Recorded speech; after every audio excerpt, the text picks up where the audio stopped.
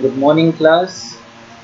We have already studied the chapter number first, that is resources, and in this video lecture,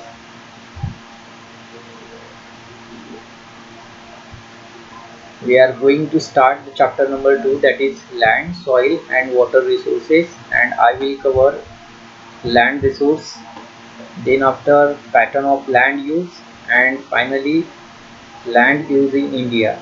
So let's start with land resources. So what is land resources? Land resources nothing but it is a natural resource. In the last chapter we have seen what is the meaning of resources. Those things which satisfy our needs are called resources, and land is one of them. It is available us naturally, that's why it is a natural resources, and we live on land. That's why our dwelling needs is supported by lands.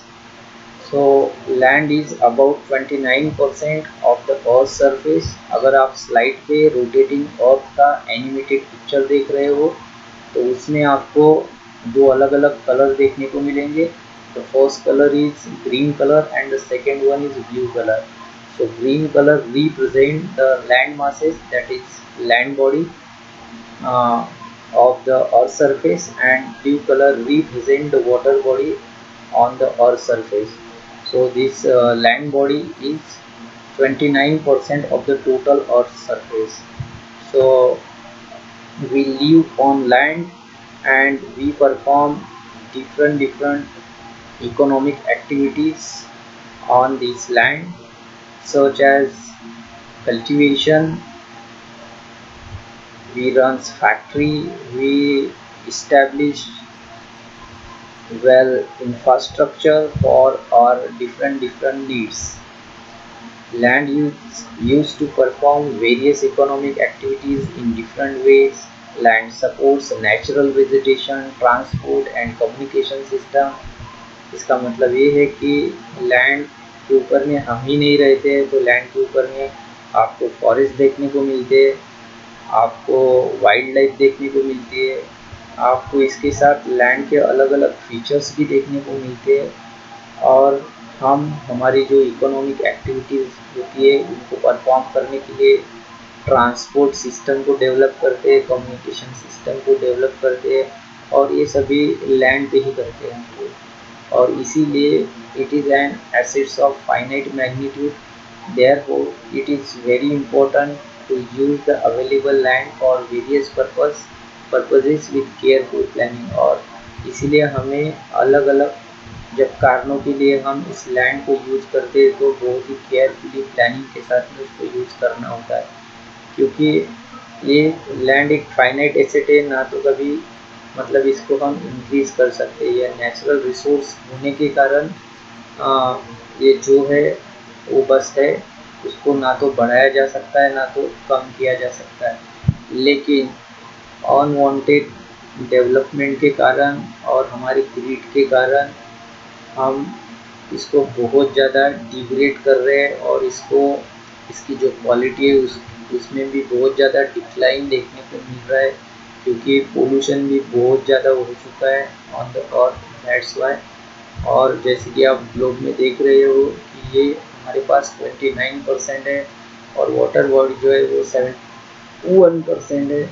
तो इससे पता चलता है कि अगर land इतना बहुत कम है और हमारे देश के पास में टोटल लैंड में से कितना परसेंटेज लैंड है, तो वो अगर देखोगे आप तो इससे काफ़ी आपको चिंता होगी कि जो लैंड हमारे पास में है उसका हमें प्लानिंग के साथ में यूटिलाइजेशन करना है. ये बात आपके समझ में है. तो पूरे टोटल वर्ल्ड का हमारे पास में 2.4% लैंड है, जो कि 3.28 मिलियन स्क्वायर किलोमीटर है. तो आई होप कि आपको ये समझ में आ रहा होगा कि why am saying the land is a assets of finite magnitude. Areas having the moderate climate, level land and fertile soil is ideal for human habitation. Human habitation के लिए मतलब इंसान को जहाँ पे सेटल होना हो, ड्वेलिंग करना हो, घर बनाना हो, रहना हो, अलग अलग एक्टिविटीज़ को परफॉर्म करना हो, इन सब के लिए जो एक मॉडरेट क्लाइमेट चाहिए होता है, या लेवल लैंड या फर्टाइल सॉइल। तो ये जो 29% लैंड है हमारे पास में, तो 29% लैंड पूरी की पूरी इस तरह की नहीं है, इस टाइप की नहीं है। इसमें से 10% लैंड ही ह्यूमन सेटलमेंट के लिए मतलब सुटेबल है, और इसलिए ये बोला जाता है कि दुनिया की जो टोटल पॉपुलेशन है उसमें से 90% जो पॉपुलेशन है वो इस लैंड के 10% लैंड में ही रहती है, वर्ल्ड के 10% लैंड में ही रहती है। क्यों रहती है? तो इसका कारण साफ साफ है कि पूरे वर्ल्ड का जो क्लाइमेट है वो मॉडरेट नहीं है, या लेवल लैंड नहीं है पूरे वर्ल्ड में, या तो फर्टाइल सॉइल नहीं। तो अलग अलग जगह पे अलग अलग टाइप की सॉइल है, अलग अलग टाइप का क्लाइमेट है, और अलग अलग टाइप के लैंड फीचर्स है। कहीं पे माउंटेन्स है, तो कहीं पे प्लेटू रीजन्स है, तो कहीं पे फॉरेस्ट बहुत ज़्यादा है, तो कहीं पे ग्रासलैंड मिल जाएगी, तो कहीं पे रिवर वैलीज मिल जाएगी, तो कहीं पे वैलीज मिल जाएगी। तो ये सब होने के कारण जो ह्यूमन हैबिटेशंस है वो सब जगह पे आपको इक्वली देखने को नहीं मिलता है। And so that the pattern of land is carefully determined by any country on the basis of characteristic of land। तो दुनिया में कोई भी देश जब उसके लैंड को यूज करता है तो वो किस बेसिस पे करता है? तो फर्स्ट है कैरेक्टरिस्टिक ऑफ लैंड। उस लैंड की कैरेक्टरिस्टिक क्या है, उस वो लैंड किस टाइप की है, क्या विशेष है उस लैंड में। तो देखा जाता है कि लैंड में प्लेन एरिया कितना है, मतलब फ्लैट एरिया कितना है, माउंटेन्स का एरिया कितना है, प्लेट्यू एरिया कितना है, आइलैंड्स कितने हैं, pastures, forest, rivers, ponds, lakes, ये सब चीज़ों को देखा जाता है। क्योंकि इन सभी चीज़ों से अलग अलग नीड्स को पूरा किया जा सकता है, और उस देश की पॉपुलेशन कितनी है, तो उस हिसाब से इन कैरेक्टरिस्टिक को स्टडी करने के बाद में भी कोई कंट्री या गवर्नमेंट लैंड यूज़ के पैटर्न को डिसाइड करती है। और दूसरा फैक्टर है कि नीड ऑफ द पीपल, लोगों की ज़रूरत क्या है। जैसे पहले भी हम डिस्कस कर चुके हैं कि कल्टीवेशन करना होता है जिससे खाने की ज़रूरत को पूरा किया जा सके। ग्रेजिंग के लिए भी लैंड चाहिए होती है ताकि हम जो हमारे पास में जानवर होते हैं, कैटल्स होते हैं, उनके खाने की ज़रूरत को पूरा कर सकें। फॉरेस्ट्री, फॉरेस्ट के प्रोड्यूस हमको मिले मैक्सिमम। हाउसिंग ह्यूमन हैबिटेशन के लिए बहुत इम्पोर्टेंट होता है। इंडस्ट्री, अगर आपको इकोनॉमिकली ग्रो करना है या मैक्सिमम पॉपुलेशन के नीड्स को पूरा करना है तो आपको इंडस्ट्री इस्टेब्लिश करनी होगी, और इंडस्ट्री को चलाने के लिए आपको रॉ मटेरियल लाने, अलग अलग जगह से लाने के लिए रोड चाहिए, हाईवे चाहिए, ट्रांसपोर्टेशन मीडियम चाहिए। तो ये सब पीपल के नीड्स में ही आता है। ऐसी बहुत सारी चीज़ें हैं, तो इन चीज़ों को भी ध्यान में रखते हुए जो प्लेन्स है, माउंटेन्स है, प्लेट्यू है, या पास्चर्स है, या रिवर्स है, इन सभी चीज़ों को यूज़ किया जाता है, और जिसके थ्रू पैटर्न ऑफ लैंड को डिसाइड किया जाता है। So the pattern of land use may also change as the available technology change।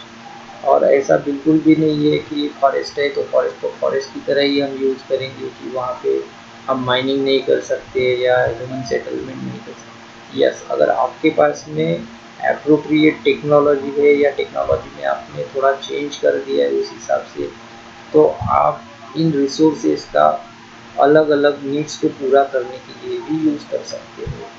जैसे कि uh minerals rich area use for the agriculture और housing in the absence of mining technology. तो पहले जो मिनरल रिच एरिया हुआ करते थे उनको पहले एग्रीकल्चर या हाउसिंग के लिए यूज़ किया जाता था, क्योंकि माइनिंग टेक्नोलॉजी नहीं थी पहले। जैसे हमारा छोटा नागपुर का प्लेटू जो मिनरल्स में बहुत ज़्यादा रिच होने के बावजूद पहले वहाँ पे एग्रीकल्चर या बाकी एक्टिविटीज़ को किया जाता था। लेकिन जब माइनिंग टेक्नोलॉजी को इंडिया ने अडॉप्ट कर लिया, लोगों ने अडॉप्ट कर लिया, तब जाके वहाँ पे माइनिंग शुरू हो गई, और माइनिंग शुरू होने के कारण अब उस एरिया में आपको धीरे धीरे इंडस्ट्री भी देखने को मिल रही है और बाकी क्षेत्र में भी इंडस्ट्री देखने को मिल रही है आपको।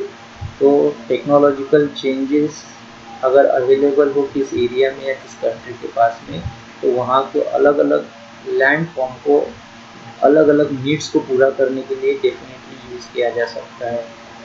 About 1/10 of the world's land is arable. दुनिया की 1/10% जो लैंड है वो एरेबल है। एरेबल का मतलब सुटेबल फॉर ग्रोइंग क्रॉप, मतलब वहाँ पे कल्टीवेशन किया जा सकता है और प्रॉपरली क्रॉप्स को अलग अलग क्रॉप्स को ग्रो किया जा सकता है। और इसमें से less than 1/3 is under forest, और दुनिया की जो लेस देन 1/3 लैंड है वो फॉरेस्ट के अंडर में है। लेकिन स्टैंडर्ड लेवल पे ये माना जाता है कि दुनिया में एक इकोलॉजिकल बैलेंस के लिए, एनवायरनमेंट अच्छे एनवायरनमेंट के लिए 33 मोर देन 33% फॉरेस्ट होना जरूरी। और इससे एक काफ़ी मतलब काफ़ी नीचे है, ये लेस देन 1/3 बोला गया है यहाँ पे। सो let's C land use in India. Total geographical area of India is 3.28 million square kilometre. हमारे इंडिया के पास में 3.28 मिलियन स्क्वायर किलोमीटर की लैंड है, जो कि वर्ल्ड के 2.4% हिस्सा है वो। तो क्या हम हमारे इंडिया के पास में जितनी लैंड है उसका 100% यूज़ कर रहे हैं? इसका आंसर है नहीं। हम केवल 93% हिस्से को ही यूज़ कर रहे हैं। तो इसका क्या कारण है? क्योंकि हमारे जैसे जम्मू कश्मीर वाले एरिया की अगर हम बात करते तो उसका maximum portion is occupied by Pakistan and China. कुछ हिस्सा पाकिस्तान ने ऑक्यूपाइड करके रखा है, जिसको हम पाकिस्तान ऑक्यूपाइड कश्मीर बोलते हैं, और कुछ हिस्सा चाइना ने ऑक्यूपाइड करके रखा है। तो कुछ हिस्सा तो पाकिस्तान ने ऑक्यूपाई करने के बाद में चाइना को हमारा गिफ्ट कर दिया। तो ये बहुत ही बुरा चल रहा है हमारे। और ये क्यों चल रहा है? क्योंकि देखो, जिसके पास में लैंड होगी उसके पास में रिसोर्सेस होंगे, और इसीलिए land is very very important natural resource. और इसी चक्कर में सभी कंट्री चाहती है कि उनके पास में मैक्सिमम लैंड हो, और इसी के कारण वॉर जैसी सिचुएशन बन जाती है। अगर वॉर हो गई तो आपको पता ही है। So more than 50% of India's land is arable. और इंडिया में जो भी एरिया है उसके 50% से भी ज़्यादा जो एरिया है वो एरेबल लैंड है। और एरेबल का मतलब तो आपको पता ही है अभी। एरेबल का मतलब होता है कि कल्टीवेशन करने लायक लैंड, मतलब वहाँ पे हम क्रॉप्स को ग्रो कर सकते हैं अलग अलग।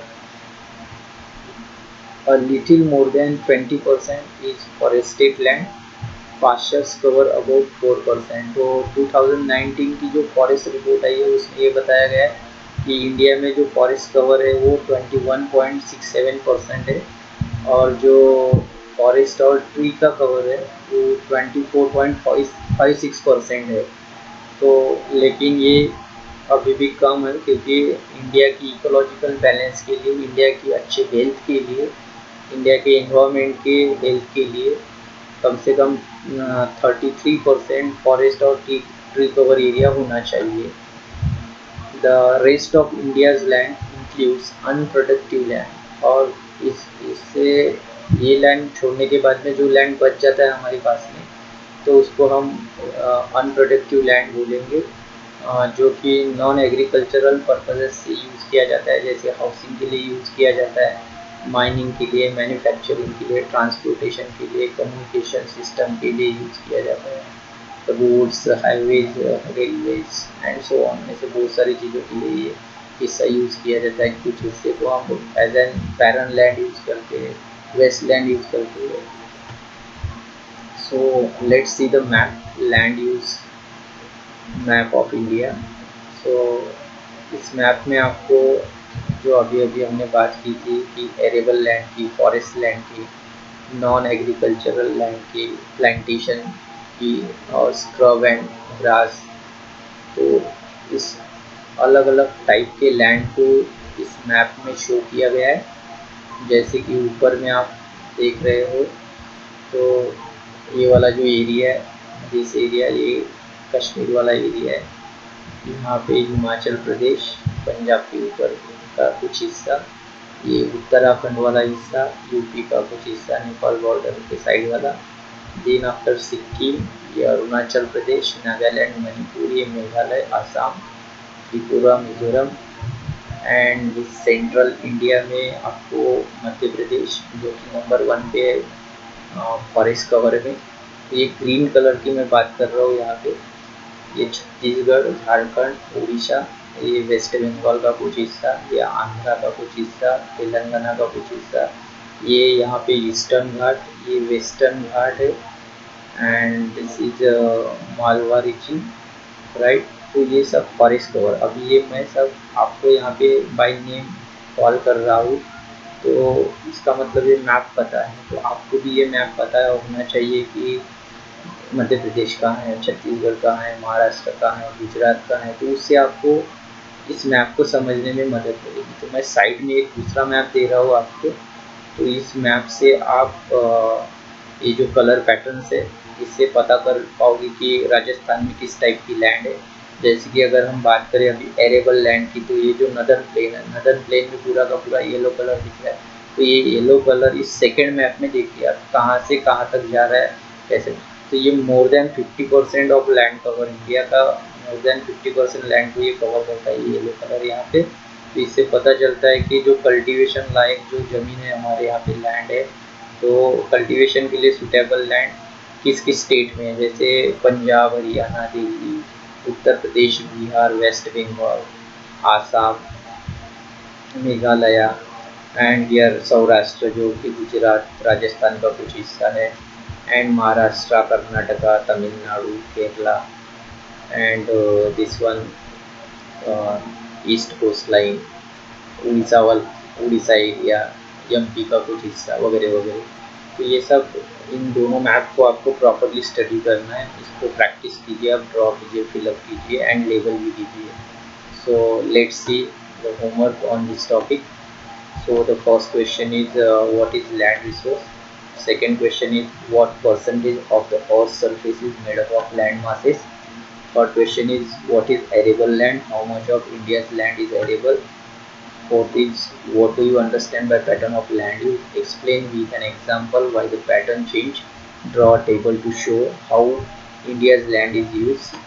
And the last question is show land use in India map and label it. So I will continue in next video this chapter. Thanks for watching. See you soon.